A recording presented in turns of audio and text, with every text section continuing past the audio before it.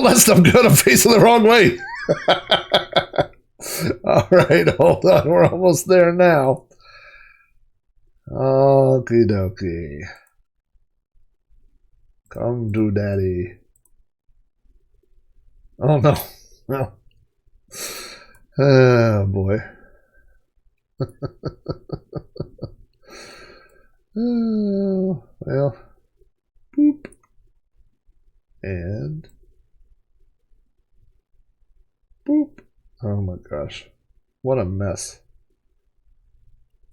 All right. We're almost there. Is that close enough? That'll work. Oh, what a beautiful masterpiece. I have a side of the head camera because it's mounted on the mister. So when I move over to use the mister, there's a second camera over there. So look at all this fancy stuff. Oh, you got commercials? Boy, I must be making it big time if you're getting commercials. So I didn't really. I hate Texas football. I should see who else in the house who I haven't run off already. Of course, Aaron's in here. I see Chris Albright, Dave Zilli, Drazoo 77, great defender. How you doing, Mr. Defender? We got Jalay, we got Kentucky Fried Computer, L. Curtis Boyle in the house, Litwarski, Retro Gaming Bygones, Adam, how are you, sir? Steve Burtz and 1010. That's a lot of people that have showed up for this disaster. That's currently underway at the moment. One of these days I'll figure out streaming. Won't that be fun? Now this is something that this is not even a game. This is something that I just ran across here. Yes, I did get a haircut. You know what? I have long, let's see, I think it's 6. Yeah, it is 6'4". Okay.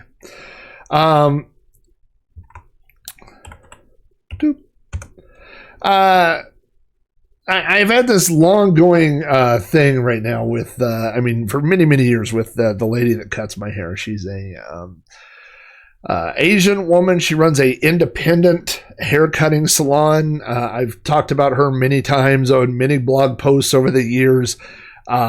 She insults me every time I go. Not really, not anymore.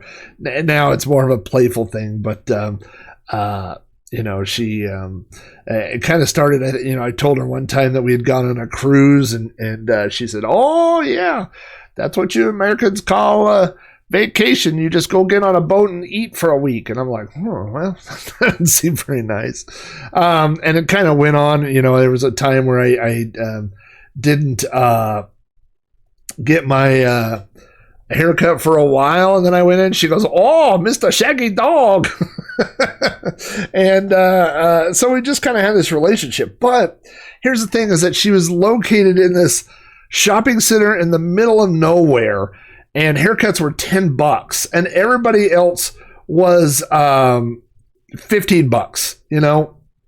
And so I went there because it was cheap, and also because when I get a haircut, my hair grows really fast and really thick.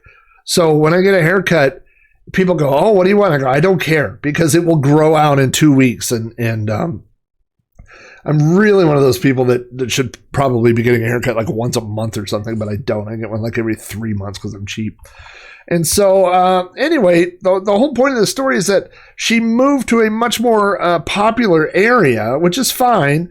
And the day that she moved, and this has been a few years ago, haircuts went from $10 to $14.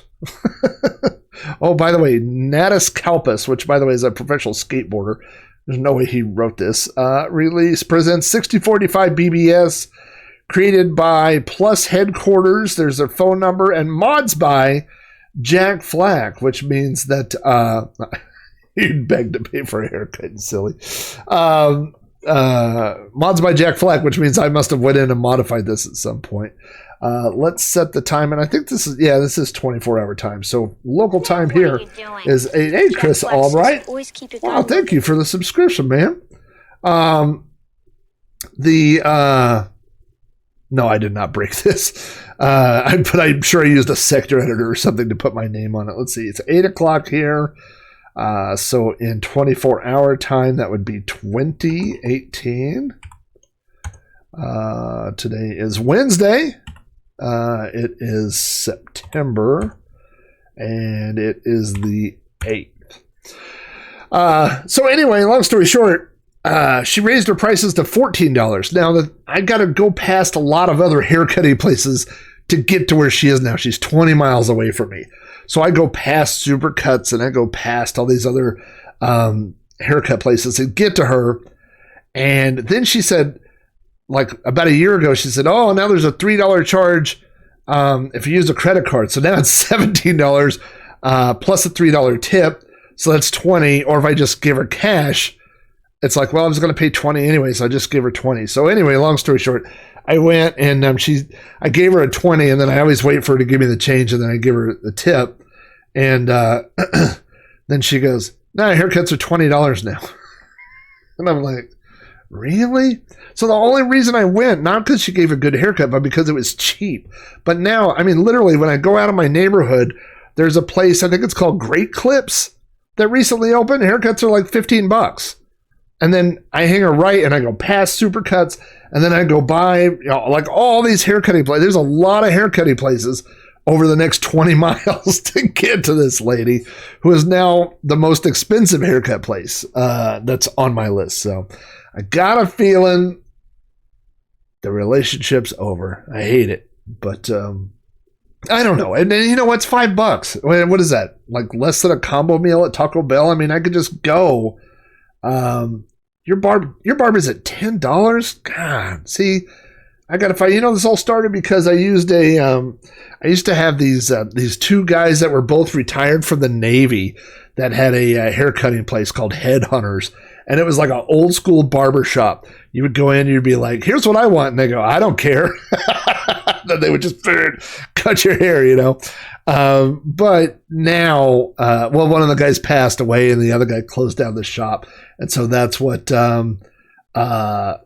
started it all, you know, started the search. So for those of you that are old enough that remember BBSs, or maybe you've heard about BBSs if you didn't experience BBSs, this is a BBS. This is the other side. This is the sysop side.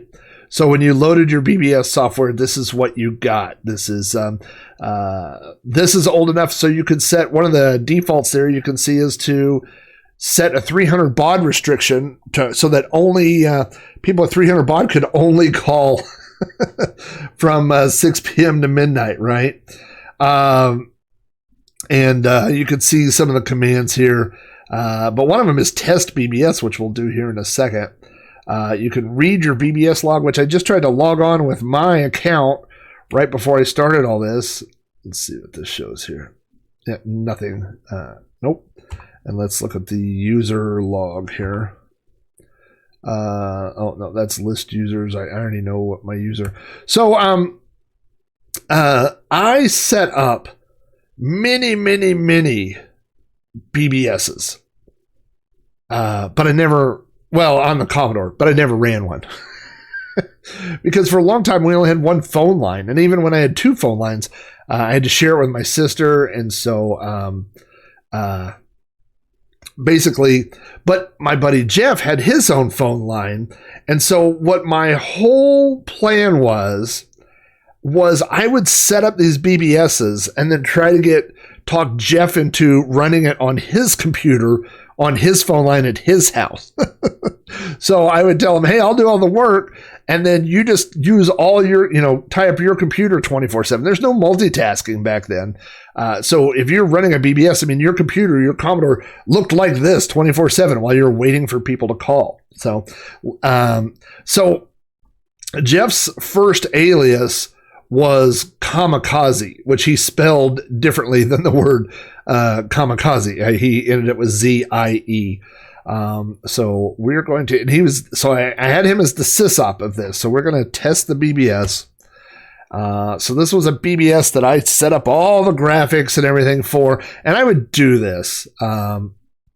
Okay, so this is the thing. It says, hey, welcome to Jack and Kami's War Fortress. Are you a federal agent? This is very important.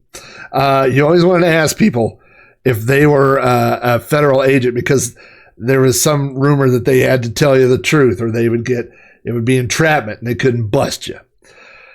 So this BBS says it's called the War Fortress, but it was not.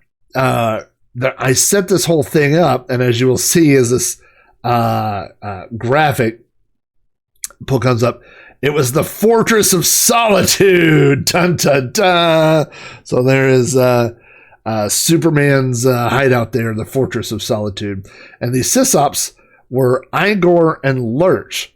Now, Igor was me, but I don't know why I didn't put Jack Flack, and Lurch was Kamikaze. The whole rest of the BBS says Jack Flack and Kamikaze. So I think maybe we were planning on switching our names?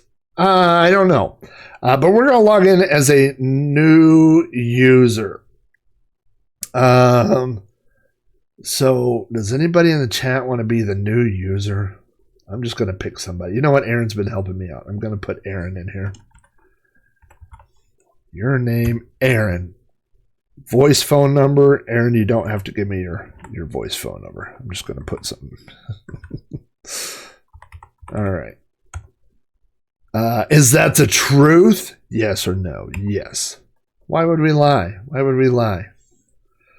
Okay, new user. There are a few things that you will need to leave an email to ID number 2. That's me, Igor, aka Jack Flack. Please do not leave this application in feedback. It will be trashed. Be sure to send your application to ID number 2, Igor the Great, me. Your real name, your alias. Please specify what you want to use, your voice phone number, your association with any law enforcing agency which might take this BBS down, or are you an FBI, CIA, patent, police, or any other agent? I was very worried about the patent agencies shutting me down for some reason. I don't know why that would be. And then if yes, of course, what were your ties with that? Do you run a BBS? What's the number? What's your favorite BBS? Your address, in case I wanted to put you on my mailing list, and anything else you would like to add. Thanks for your cooperation. And if there's anything you would like to see on this system, let me know. ID number 2, that's Igor, me. If you send any of the above to ID number 1, which would have been Jeff, it will probably get discarded, because that was the whole thing, is I didn't want, to put the burden on him. So we got Sysops Igor, ID number 2, which is me, and Kamikaze, which is Jeff, ID number 1. We were pretty thorough. I'd watched a lot of movies. Hey, are you a cop? No. All right. You're in. P.S. You must upload before you download. I'm looking for letters. Okay, so you can see you only have 10 minutes of user time here, Aaron, because you're a new user. So you might want to fill out the application. So let's do the application here. Your real name, Aaron. And I know how old Aaron is because he just had a birthday. But I'm going to be nice and I'm going to type 40. Your alias, Amigo Aaron. Are you in law enforcement? Yes. Yes. Your password, I'm just going to make it Amiga. Why is this creepy that I can fill all this out? Is it? I'm assuming that's West Virginia, like that. Voice phone, and okay. Is that honestly? Yes or no?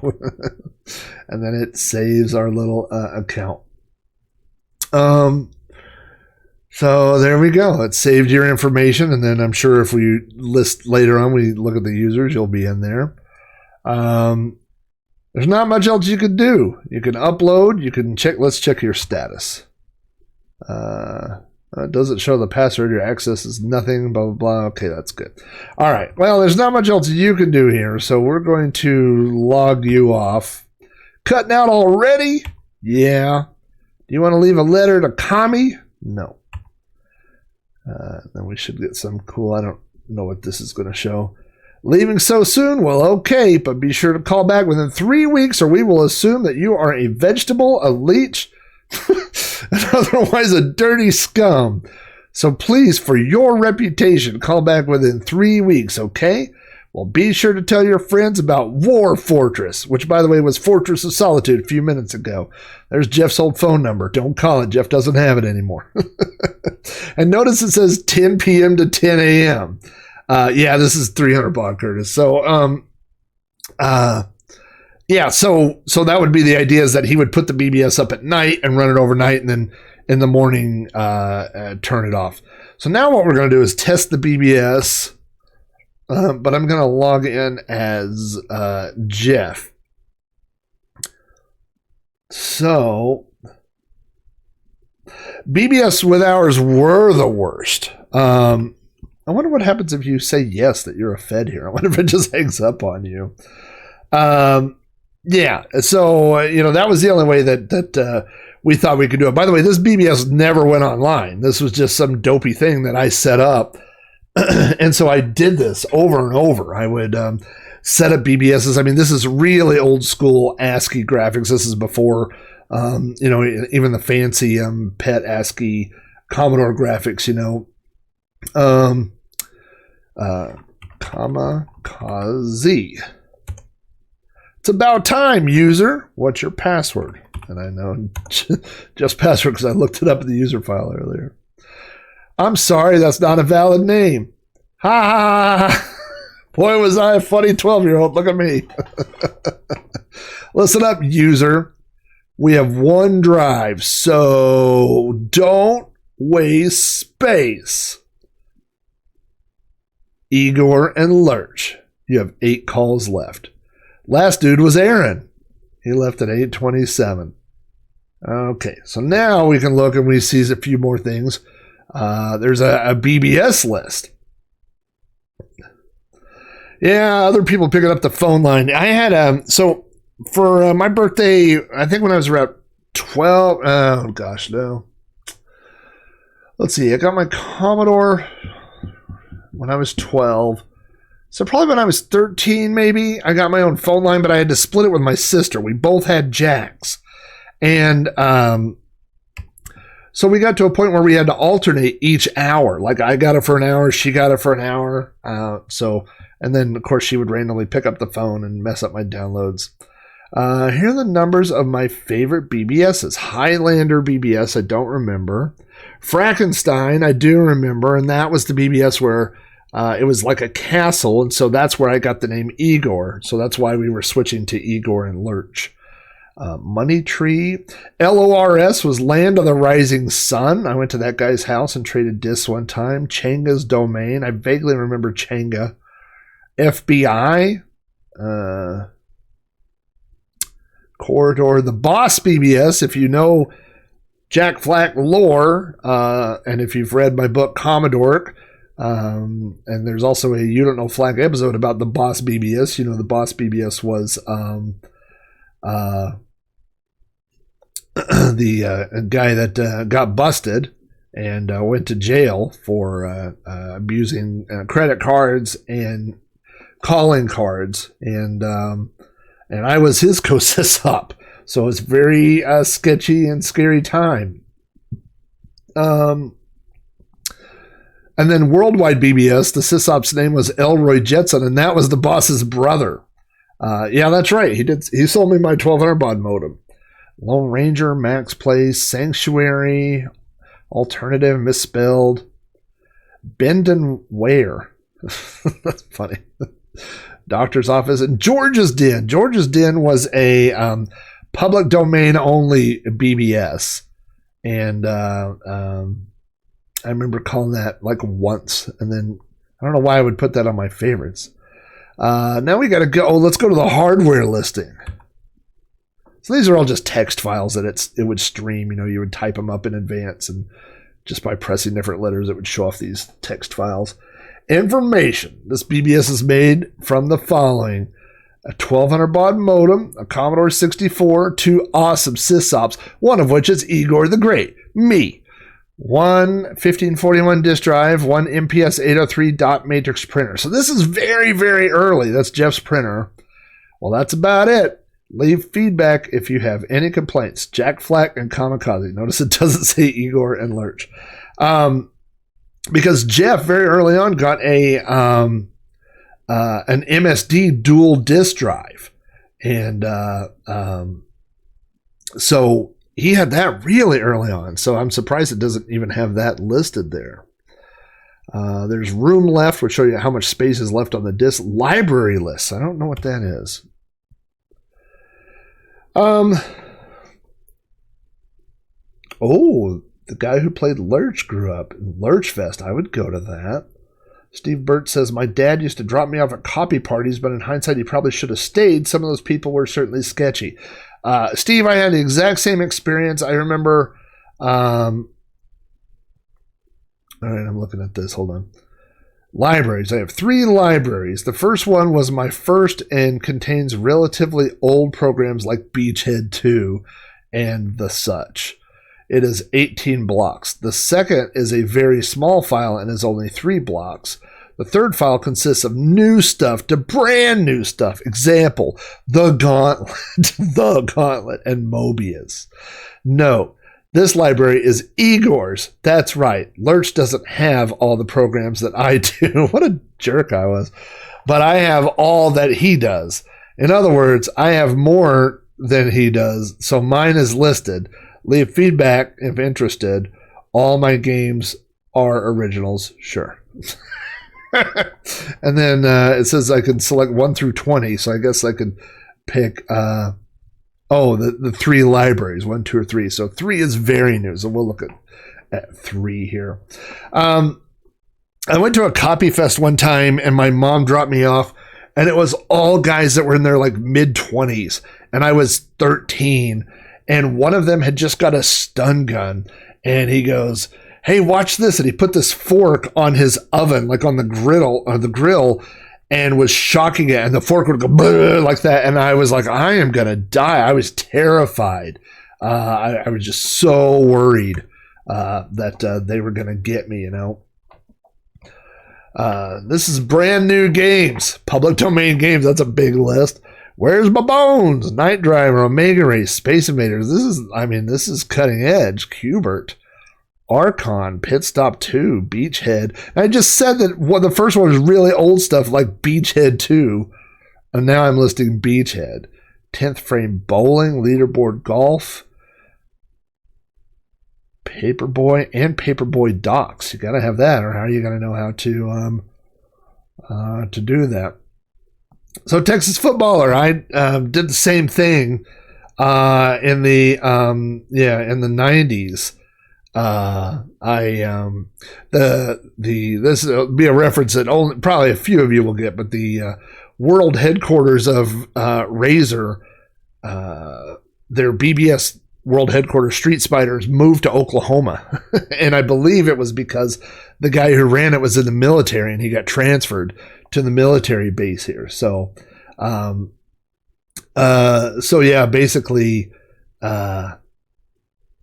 this was like right when the internet, people were starting to move software through the internet, but they still wanted to keep their BBSs. This is a long list of software that I have on this stupid thing.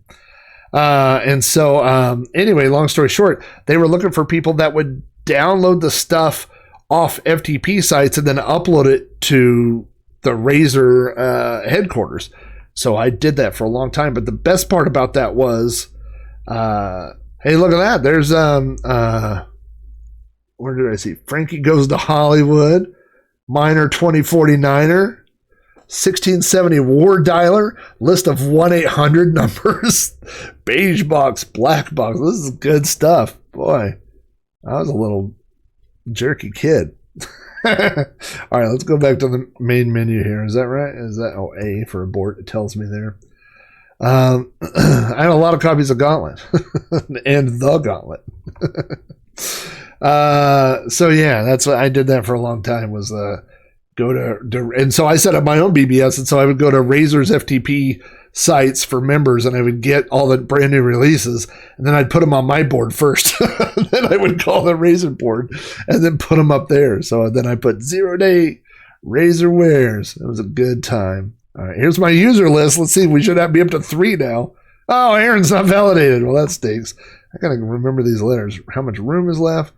Library list. What I need to go to is the subboards, the message bases. Let's go read this. General Wars, Jack's Tips. I believe Jack's Tips was, this is the one that made me laugh earlier. So we'll go to Jack's Tips here. Texas footballer, you never know. Or foosballer. Sorry, I always say footballer. Definitely could have. Now, this is before door games. There's no door games. There were not on 6485 BBS. This would not run door games. When you got to CNET, you could have door games. Okay, read forward. This is what made me laugh. Post number 1, and from Kamikaze.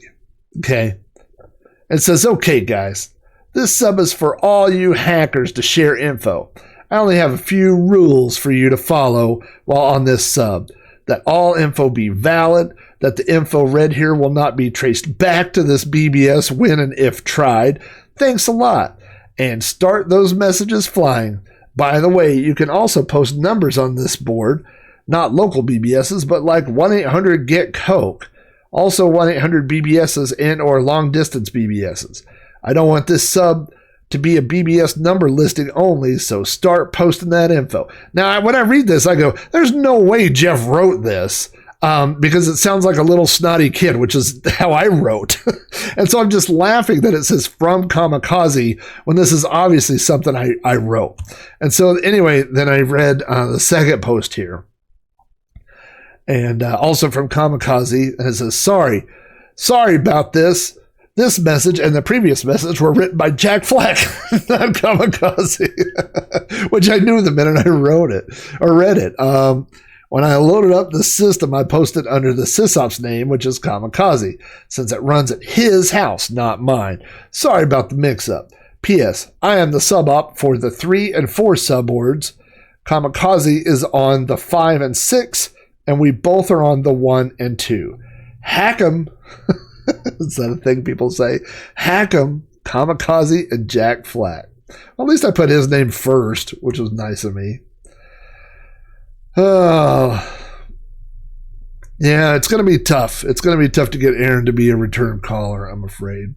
There's also a thing here of new games, and it says basically post your new games. But as you can see, there are really no posts because we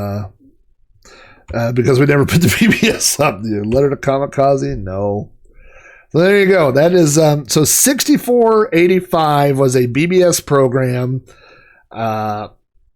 It was very early. It was one of the earlier ones that I remember, and it eventually turned into Ivory BBS. If you ever heard of Ivory BBS, and Ivory BBS supported all the fancy colors and graphics and stuff like that. I did not play a lot of Trade Wars. I didn't play a lot of door games, to be honest with you, just because I got a bad attention span. So any game where you could only play make one move a day or whatever, I was usually out of. But I was much more into downloading games. Solar Realms, yes, that was big. They were all, let's look at how come, I guess you gotta do, somebody's here. Save list, change access. Let's list names. No, you got to be number 3. Oh, well, you're already. Oh well, sorry, Aaron. Bye, Aaron. Just hung up on you. That's what you would do as a sysop. You would take the phone off and then make it a busy signal, and then you would see, there's all, you can see all the files. Of course, it's in the wrong let's see, yeah, see, like there's the So it's literally just like a text file, like a notepad text file, the sequential file, which would be all the posts for the warboard and Jack's tips and all that. All right. Well, that's enough with that. Let's see what else is on this disc on the back side. We looked at Perry Rodan. There's Sword of Fargle, which I've played not too long ago, and Zorro, which I played. Let's look at the next disc here. What do we got? Oh, I know what's on this disc. All right, while this is loading, I'm going to shut my door real quick.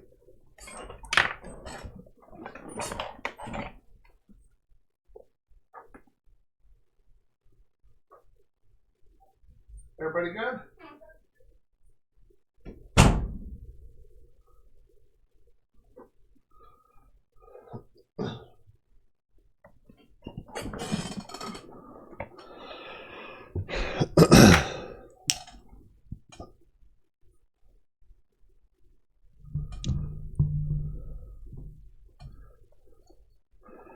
All right. That Sword of Fargle is great. It's just super slow, of course, being on the Commodore when it generates the levels and stuff like that. Let's see. One player, joystick, B for beginner. I mean, that sounds like everything guy needs to have a good time.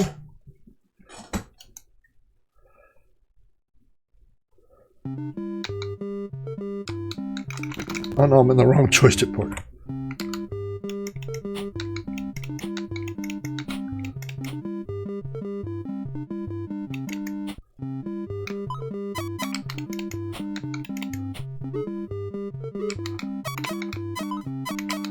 Golly. Oh, too many drinks.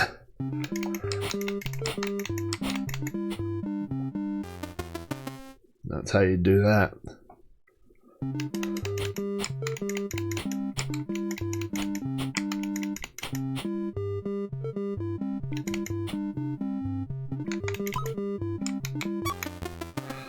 All right. First can. That can. Second. That one. Okay, it's the last can. Let's watch it. No, where did it go? What can is it? Hurry. I think it's the third can. 5. Second. Go. You guys are awesome.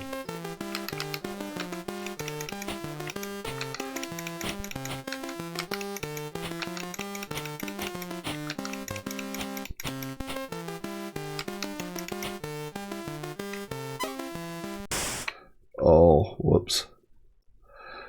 I want to get the dancing girls. I'll go get the tip.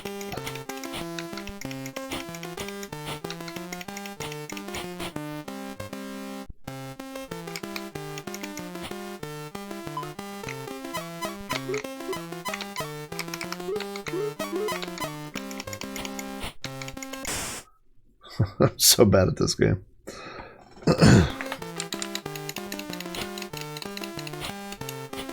This has the thing where you have to hit the button twice. Once to fill it and then once to throw it. You know what? I'm not even checking my levels. I think my levels might be really loud right now at the moment.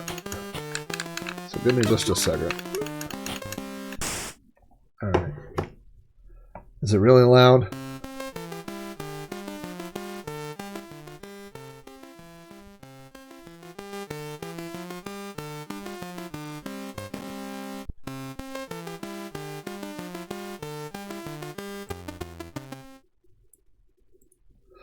Alright. Yeah, I could do good on a real tapper machine. Just some systems have better tapper controls than others.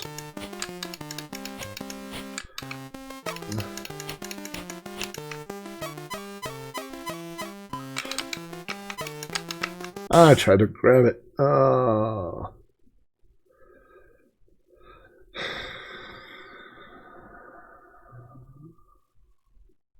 Alright. Well, that was Tapper. Tapper went in the crapper. I tried this Demon or Dragonfire earlier and it doesn't work, but I'm sure I could find a different copy that worked. But I think if I looked on the next disc, there was something I wanted to play. I mean, this is disc number 6 out of 600 and something that I had built up. Oh, I played this. This was terrible earlier. Let's take a look at this disc here. Just doing some random game. Now this Slapshot, I'm only playing for L. Curtis Boyle because the first 2 teams that you can choose are Canada and the U.S. But it's a 2-player only game. So really, it's just going to be me playing by myself for just a moment, just to show you what this looks like. But this is an old. I don't even know how old this is. Ooh, look at that! Slapshot by Ken Grant. Advantage Artworks presents Slapshot. Written by Ken Grant. Copyright Superior Quality Software 1984. And this is an early title. And it reflects it because it is terrible. Where am I? Okay.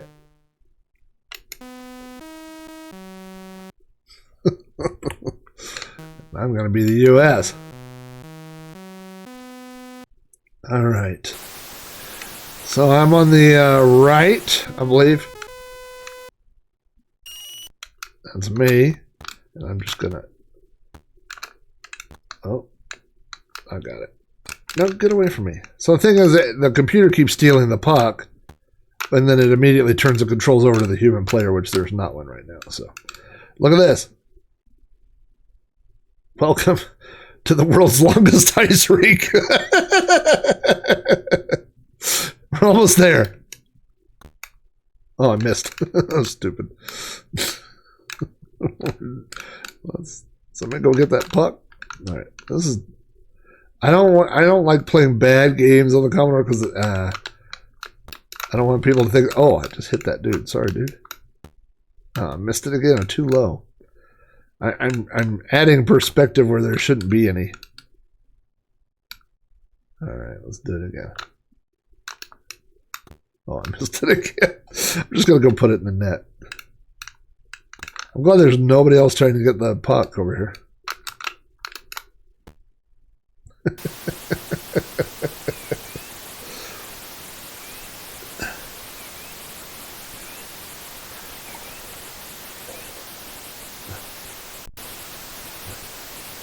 Yeah, it just kind of gets the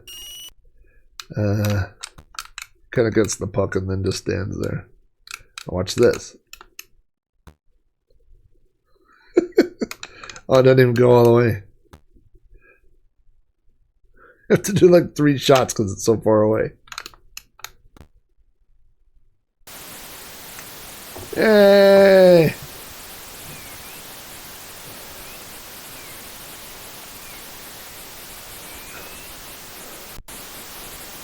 This could be a fun 2-player game. I'm not going to dog on it too much. That could be fun with 2 players.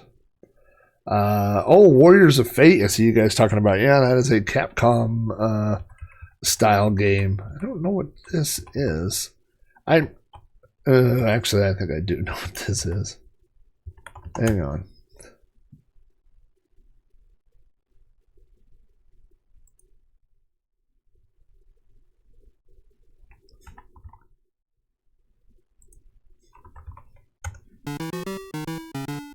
Okay.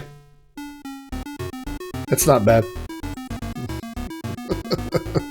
I thought it might have a little something to do with the Hustler magazine. Alright, what do we got going on here? Come on now. These are really old bad games. 1 player, any ball, any pocket. I like that. 1 player, balls in order. High score. Oh, did I hit something? Oh no. Okay, we're gonna play game 1. Oh, you remember when these were? We had a pool game on the Apple. Really, because that seems to be doing something down there. I didn't really see how to aim.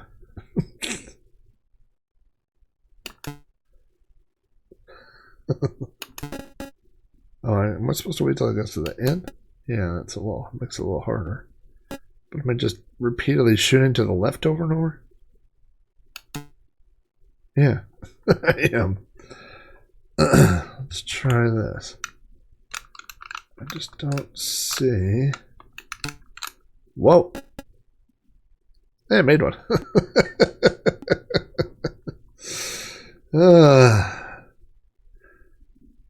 This is, oh, man. Thanks for stopping by. We do lots of 8-bit gaming here. So you're in the right place. But, I mean, if I had to choose between this and eating food, if you've met me, you know what the choice was. I think I played Rambo the other night. I did when I was doing the Commando clones. Let's see what else we got around here. So we got Slapshot. We got, oh, I think, have we done these before? I don't know. Let's take a look at this disc. This is disc number 8. Texas, you're always welcome here, buddy. I'm going to play you out with a song. I want you to notice that this is 202 blocks on a disc that holds 664 blocks. So almost a third of this disc. I remember downloading this at 300 baud, and I don't remember how long it took. 30 minutes, 45 minutes. I mean, it took a long time. You would watch the blocks go across, you know. And I didn't know what it was. I thought it was a game, you know, some kind of fighting game or whatever. And when it was done, I typed run, and I got this.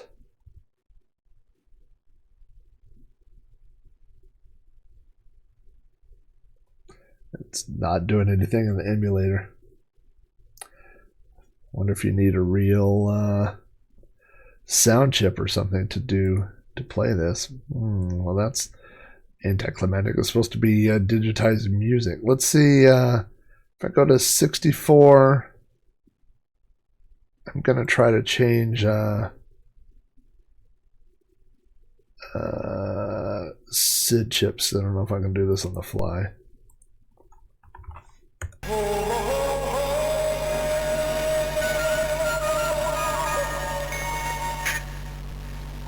Everybody was kung fu fighting. That's it. That's what you got on a third of a floppy disk.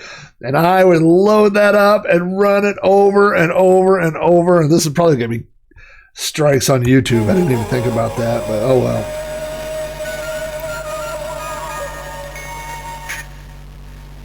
Everybody was kung fu fighting. There's another one that I got from the same BBS. And again, it's a slightly smaller. I remember when I got this, I did not know a single Led Zeppelin song. And there was a kid on my bus who would drive or would draw Led Zeppelin and the Zoso symbol on his pants. And I was like, hey, do you know this song? And he's like, how's it going? I was like, that's a purple umbrella. And he was like, yeah, living, loving. And I was like, I guess, I don't know. I was like, but I got it on my computer.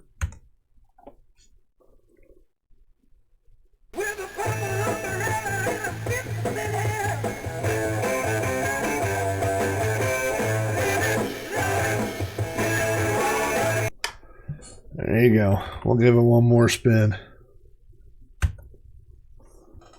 Yeah, it's really not that far from Napster.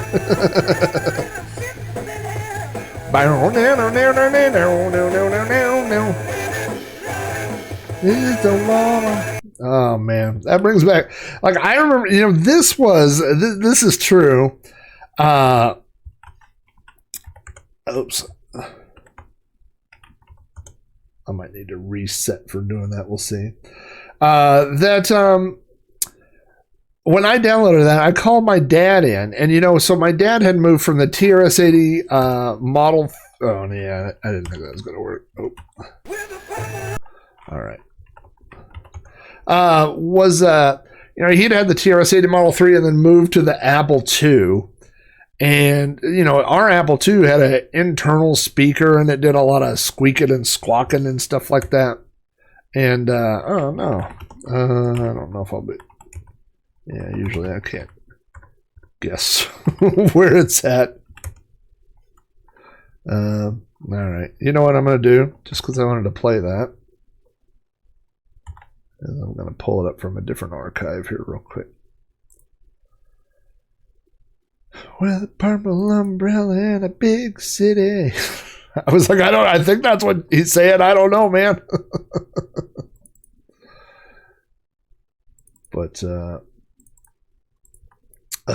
yeah, I remember my dad coming in and I was like, Dad, you got to see this. And, I played that and it just blew his mind, and, why wouldn't it, right? Based off of, all the stuff that we had, experienced on computers. Like I said, the TRS-80 just beeped basically, the old, Model 3. It would do beep tones like with Dancing Demon or something, but, so, Steve, I had that same program. I typed that in. It was on a Gazette program, and it would allow you to digitize things from cassette. You could get like 30 or 45 seconds or something. But I did a tape that I recorded on a cassette, and I sent it to a friend of mine, and he was like, he goes, are you saying you're Jack Fleck on the moon? Because it sounded so bad. I was like, hello, it's Jack Fleck, formerly known as Igor the Great. Let's make this one player. I think I've played Sammy Lightfoot before, and if I remember right, Aaron played Sammy Lightfoot, and we kind of talked him through what was going on in the different levels. There's only, I think, 3 levels. So this is you, Sammy, down here at the bottom. You are a circus performer with a pompadour. That ball will kill you. This is one of those games, anything that's moving will kill you. So you got to hold down the button when you're on these trampolines to jump higher and higher and higher. And the point of every level is there's always a spot over there to grab onto. It's a platform. So that happy face guy will also kill you, so you can't let go right there. We'll have to time this. I touched him. Dang it. Sammy has a bit of a beer gut. This is obviously kind of a Mario-looking tribute. He didn't. If you look at the game ads, the advertisement, he doesn't look quite so much like Mario, but in this, you can definitely see a Mario connection. Oh, get out of the way. Now, you don't want to jump up there because that ball is going to come down and get me. You got to time that. All right. Ooh. Now, one trick you could do, even when that's not swinging, you could hang on to it. See, when the ball goes by. I had this on the Apple II. And then when I got the Commodore 64, I got it on this, and this version is almost identical to the Apple II. It's not very much. There's not a lot of improvements. You can hear like on the music is all one note kind of stuff. Now on this one, you've got these platforms that are disappearing. I should have run faster. Let me do that faster again.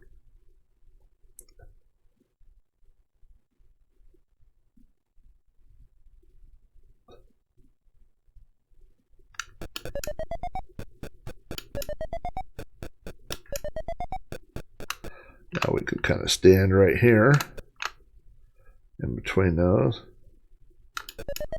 get over here.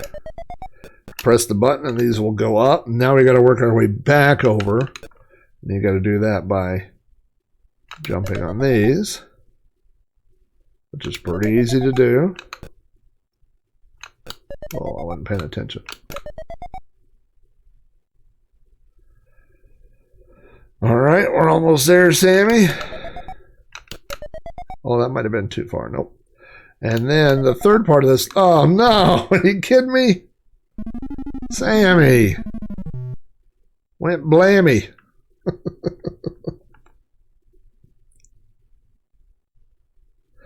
The Apple II, you know, oh, Jesus. What am I doing? The Apple II and the Commodore 64, of course, have had a rivalry since the 8-bit days. I mean, since they were new, you know, and I think a lot of Apple II users, and I mean, obviously you can't shoehorn every Apple II user into one thing, but you know, I think a lot of people saw the Commodore as a toy, you know, because it was kind of that all-in-one design where the Apple II had,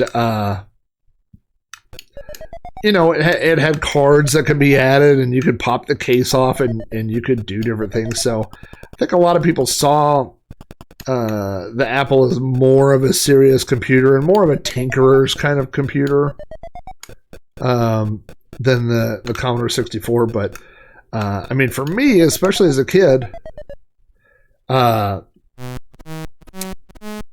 you know, you go into the computer store and look at the back of every single game, and it would say Commodore 64 version pictured here, you know, and that was all I needed. Like there was, I mean, it was just so far and above those other machines that, I mean, if you were into playing games, and that's, I mean, at that time of my life, I was, you know, there was just no reason.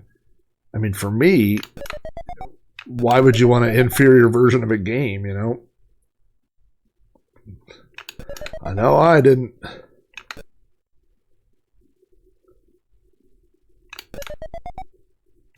And everybody has their story, you know, and a lot of it has to do with how you found out about computers back then, who exposed you to computers back then. All right, so now we get to the third part up here, which is the magic carpet, you know.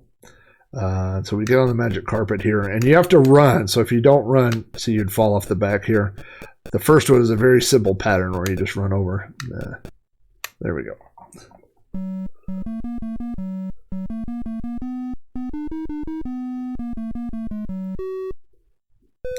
Yeah, of course, the SID chip, the VIC chip, you know, it just really made it so superior, you know, when it came to playing games.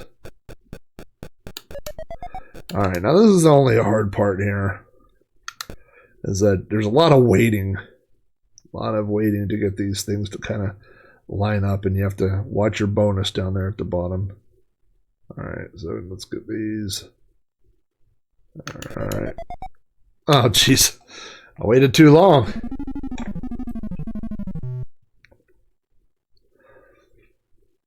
You know, another thing is, now my school, my elementary school, never had the only computers they had, my elementary school, were Apple IIs. And so, you know, they, you know, when my parents, when we decided, you know, it was time to graduate from the TRS-80, and this is actually a true story, my dad had the TRS-80 Model 3, and for the same, but we only had a cassette drive. And so for the same price of upgrading, of buying dual floppy drives, he could buy the whole Apple II system. It was the same price as adding 2 floppy drives. Could have done that. But instead, I was a Talkin. So, and you know, at that time, the decision, I mean, the thinking was, well, do you want to, I mean, like, I think the TRS-80 was just because and when I say TRS-80, but of course I mean TRS-80 Model 3, Model 1, Model 2, Model 3, was, you know, I mean, that was the first thing, right? Like you went to Radio Shack and you bought this computer that was completely assembled, and they sold software. And so it was like you didn't have to assemble it. You didn't have to build it. Now, these flames will kill you while you're on the rope. Okay, so here we go. Oh, missed it.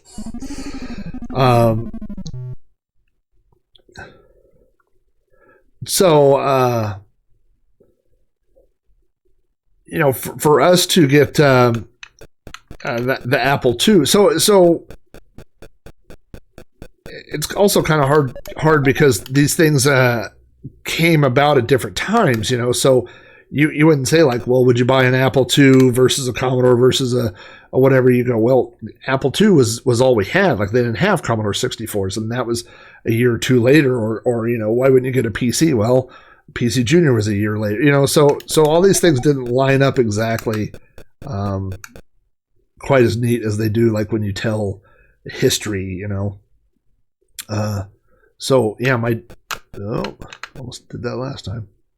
My dad, you know, I mean, kind of the way that I remember it, and this is just my memory, was, you know, if you wanted what your kids were going to be using in school, you got an Apple II. And if you wanted, you know, to be part of the business world, you got a PC Junior or PC, you know, an XT, which we had all these at some point. And if you wanted to play games, you got the Commodore 64. Now I realize those weren't the only, you know, I mean, it's like saying, oh, well, the Atari computer, you know, if you wanted to do MIDI and sound, you got the Atari. Well, I mean, it did have MIDI and it allowed you to do that, but it did so many other things than just that. All right, let's get this lined up. Let's not burn old Sammy here. There we go, and boom. And now you move and you move. Oh, oh, Sammy Lightfoot.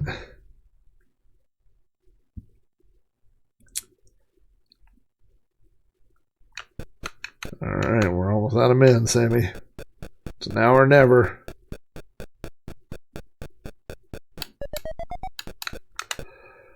I wish it could kind of resume back up to like where you were instead of having to wait all this stuff out again. Sammy Lightfoot, this is an okay game. You know, it was that, you know, Donkey Kong was popular and Pitfall was popular, and everybody was like, well, how are we going to make a game that's, you know, all right, well, bye, Sammy. You didn't make it. Sorry to see you in the fire there. All right, let's get back to our disc and find a couple more things here too. We're going to the OKK, the OK Crackers discs. Let's see what else we got here. Here's a baseball game that I don't know, a boxing game I don't know. There's Kickstart 1, which is a fun game. Oh, you know what I was going to do? I was going to test on that same disc and see if this Mega Mania worked. My school was all messed up because as a kid we had Apple IIs up until we got to high school, and then they had TRS-80 Model 4s. So all of our computer classes were on. It seemed like a big step back to me because, you know, in my mind we had graduated from the TRS-80 and moved on to the Apple and then moved on to other stuff. So it seemed like a huge jump back. But then my senior year we got like IBM 5150s. The big towers with the big orange power button, and we had to take basically it was some generic it was typing and it was databases and word processing and spreadsheets. It was like business machine something, whatever. All right. Mega Mania, this is not an official release for the C64. Of course, if you are familiar with the Atari 2600, you remember Mega Mania. But this was made with the Game Maker, which was a software title. Oh, I think I've got wrong port. Oh boy. This handles terribly. it's weird because when you tap the joystick, you're like moving to these predetermined spots. I also remember a mode in Mega Mania where you had, maybe I'll have to check the options because I thought I remember having guided shots.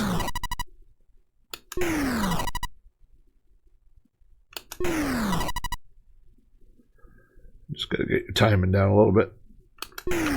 Oh boy.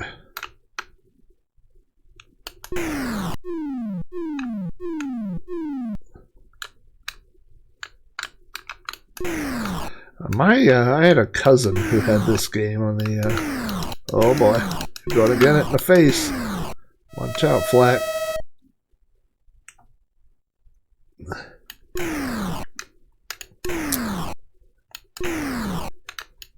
Adam, I have a Mac Classic on the shelf back there. I don't, actually, since I screwed around with my camera, I don't know that you can see it at the moment. But it's a SE, and I got it at a garage sale for $10.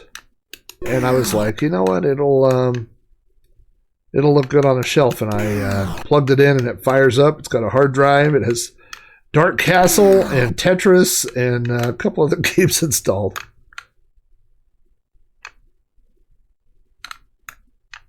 Oh no.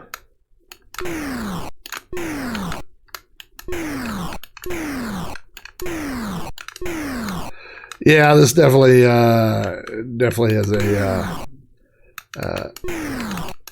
Star Trek motif, if you will. Yeah, this game is not very exciting. I mean, the good news is that there's so many games available on the Commodore that when you hit a bad one, you don't have to stay on it or whatever. I'm surprised you didn't like Dark Castle. You know what? I think Dark Castle is like a lot of games. I know that we go around and around in the retro community talking about like, what's a good example? Dragon's Lair, where people have a memory of being excited by Dragon's Lair or whatever, but when you stop and look at the game itself, you go, Dragon's Lair is not that good of a game. I mean, it's a technological masterpiece in a way. It's a graphically, it was amazing to look at, but is the actual game? Oh, here we go. We're gonna go out on this. I think I streamed this like a million years ago one time. Like, I don't even think it's online anymore. Oh, I might play some Year Kung Fu too. So this is Disc 11. We've worked up to Disc 11 here. This is, I believe there was a first game called Smurf Massacre. And let's see what this is doing here. I might not have booted the right file. I wasn't really paying attention there. There's Smurf boot is probably what I was looking for. When I was a kid, I thought this was the absolute funniest thing I had ever seen in my life. By the Pyromaniac. Options: commit psychotic Smurf genocide or masochistically torture Smurfette. Well, that's obviously the more fun. So we're going to go to torture Smurfette. And then we'll go to the other one, the game.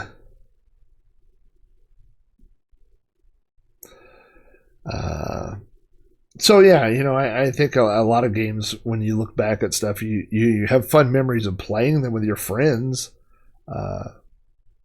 But when you go back and look at them, yeah, this is a weird one. This is not something that you bought off the shelf. This was something that somebody made and got passed around on BBSs. So, a lot of people that called BBSs remember it. So, there's not much to this one. But as you can see in the middle of the controls there in the menu, and you have, it shows 1, 2, 3, 4, 5. So we will start at the lower left-hand corner there, which is the can of worms. And if you hold down the number 1, You put Smurfette there in the can of worms. And then moving clockwise, you've got the burning steak. Those are my sound effects, not the games. There are no sound effects in the games.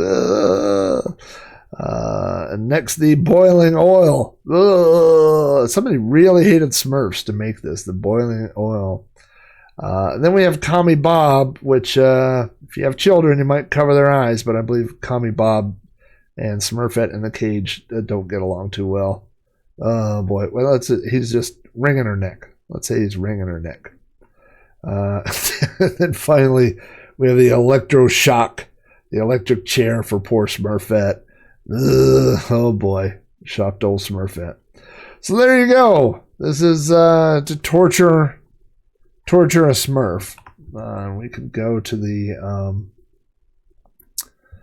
other half. They really did a great programming job when you had to reboot and load the other games separately.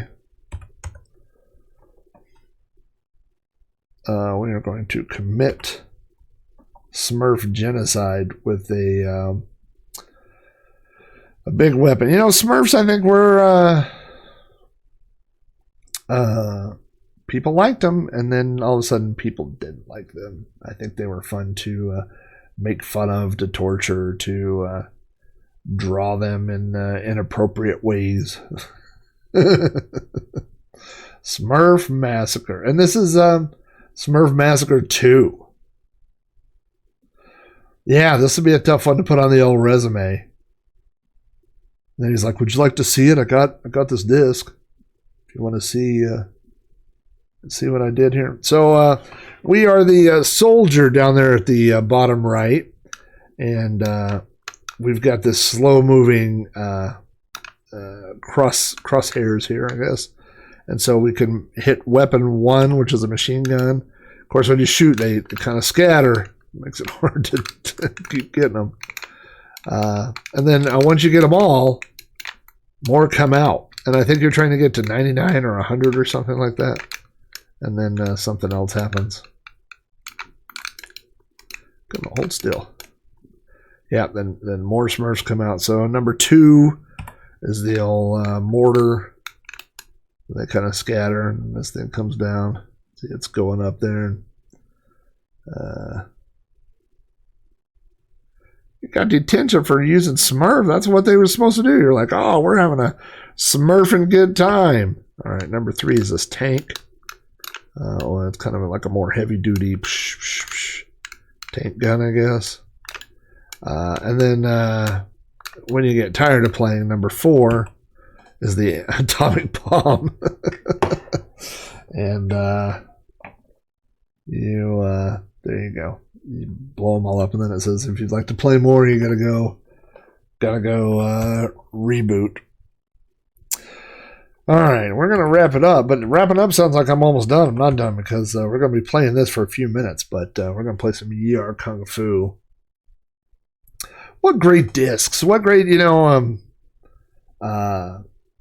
I know this sounds weird, but it's just a different time where if you're going to play, like right now, a PlayStation game, you would take a PlayStation disc. I mean, I guess if you bought a game that came with a disc and put it in and you'd play that game, and that would be that, right? But, these old games or these old floppies that were full of stuff that we downloaded from BBS's, it would just be, random games.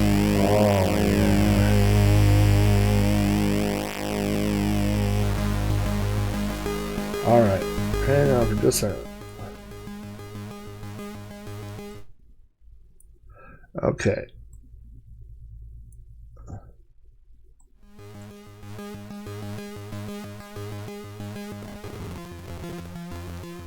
All right. Paul was terrible on this game.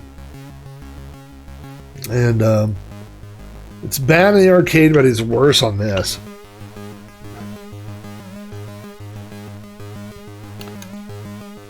All right. One player. Doobie doobie doo doo doo.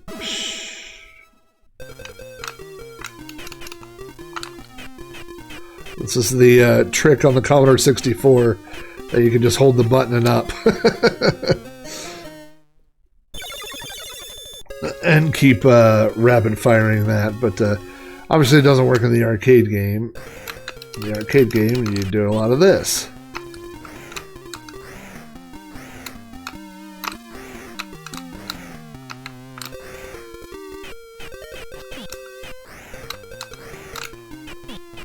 Oh. Alright, let's finish her off. Oh, she's gonna finish me off. No, no, no. They released a version of this where you couldn't do that, by the way. They did fix this.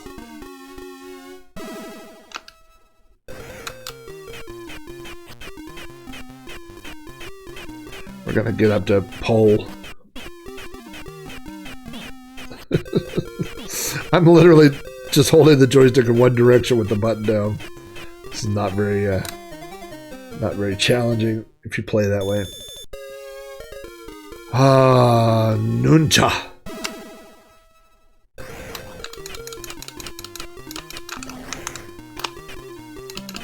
By the way, you can't hold it down for any other kick. There's just that one kick that works on. So I'm having to... Now I'm working.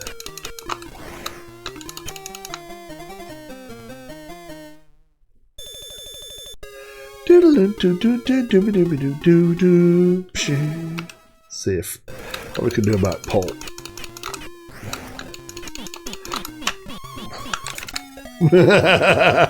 Now it's on pole.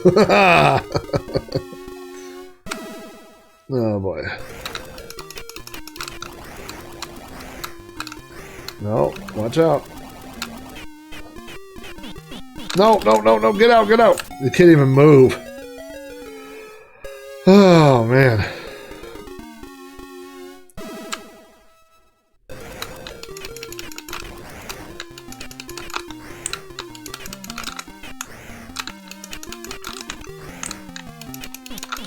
Move, don't jump. Get out.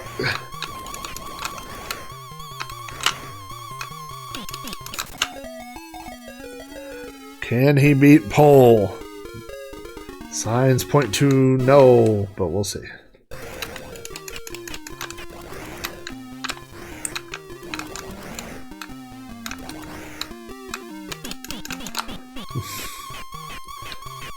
Sometimes you could get him pinned with that kick. The problem is you trade off, yeah.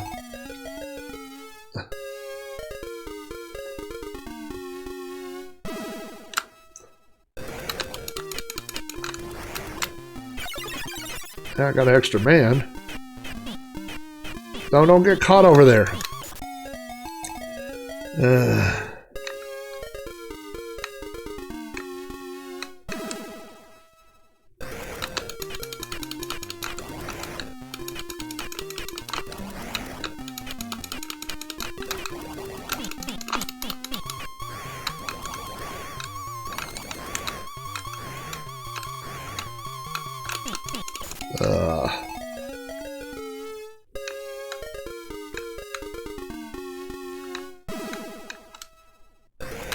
Well, yeah, I haven't seen that mod, but I'd like to check it out and see if I could get him with this.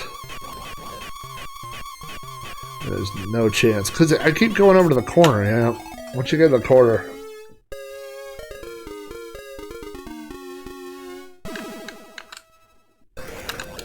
Well, I think that's the story of life. Is that there's a pole. Somewhere we're all being tortured by a pole.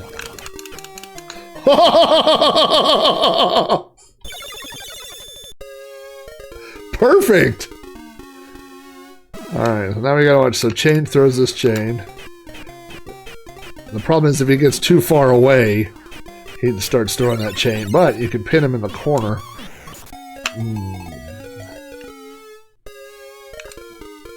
And I got one man left.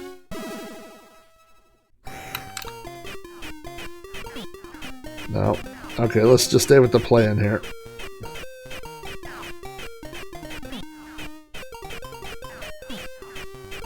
I think the best plan would be to get in the corner and low kick him. Of course, now I'm dead right now. All right, let's try this. All right, let's try this. Can I hold him? Hold him, hold him, hold him, hold him. I'm blessed. Club. Club's a lot like sword.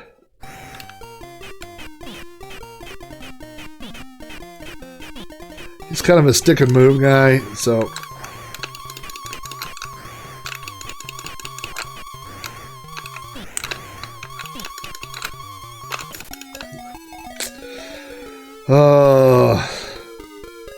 I got to the... And see, there's a bunch of easy ones after this.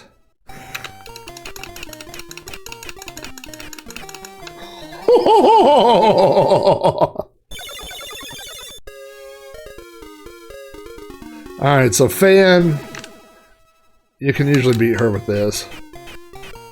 She's just like Star, basically.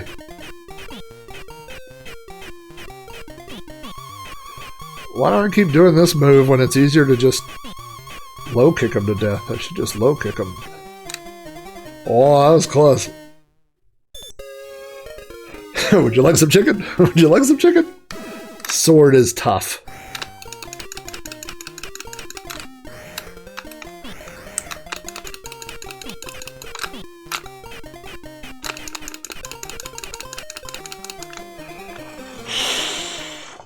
I'm on a roll. I'm on a roll. Tonthun. Stay there, Tonfun. Oh, and finally Blues. Blues Clues. Anybody see the Blues Clues video today? Where Steve from Blues Clues Blues is as hard as pole, unfortunately.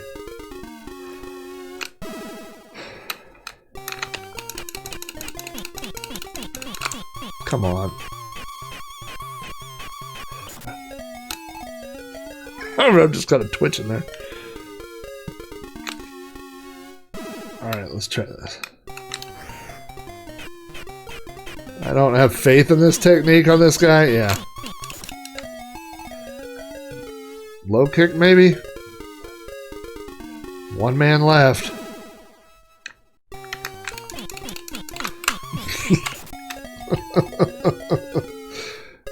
Alright, this is it. Let's get out of his way.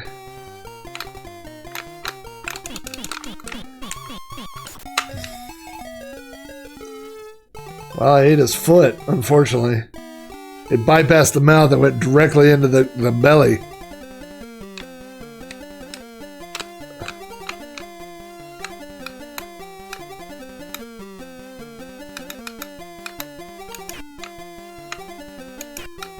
Alright, well I was not convinced I was going to beat old Pole, but then it came in at the end. I thought there was an exclamation mark in here somewhere.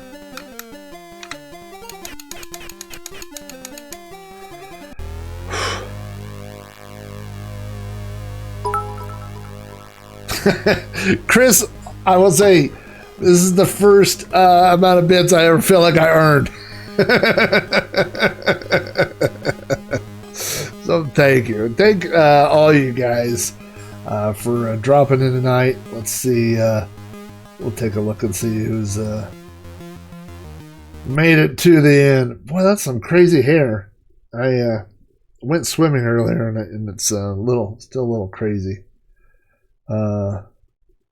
Looks like we've still got Amigo Aaron in there, a 10, Brock 101, Buck Owens, hey Buck, Chris Albright, Commander Root, hello, Drazoo made it to the end, Urabs, Gray Defender, hung in there, Haas 312, what's up Haas, Delay, L. Curtis Boyle, Public Enemy number 821, oh yeah, wait, is that Public Enemy as in Chuck D? Probably more than Public Enemy is in the Motley Crue version. The Motley Crue song I was singing. We've got Adam from the Retro Gaming Bygones podcast. Go check out Adam's podcast. Steve Birch, 1010, the wide world of retro, and Zerfall. Thank you guys for hanging out, and appreciate everybody dropping in. I'm thinking about, I don't know how to communicate this out to people, but I'm thinking about moving the stream up an hour and starting an hour earlier, which would be 7 p.m. Central instead of 8 p.m. Central. I originally picked this streaming time because God, what's wrong with my hair? My hair is crazy. It looks like my hair looks like Conan O'Brien on a bad day. Look at this is it. This is my new look. How thick this mess is. Anyway, so my wife was going to start taking and did for a little bit, took cello lessons, and so I was like, oh, she's doing that at 8 o'clock, so I'll do this at 8 o'clock, and it worked out. But she doesn't take cello lessons anymore, so I have a little bit of freedom to move stuff around. So I may start doing that. I think that time a little bit earlier might be better for everybody. So we'll see what happens. And I have episodes of You Don't Know Flack and Sprite Castle that will both go out before the weekend. They're both just about ready to go out, so stay tuned for those. So to everybody, oh, you know what? I think this is the going away night of Rob Poe. I can't remember his. Hang on, it's the guy that usually he's the interesting character.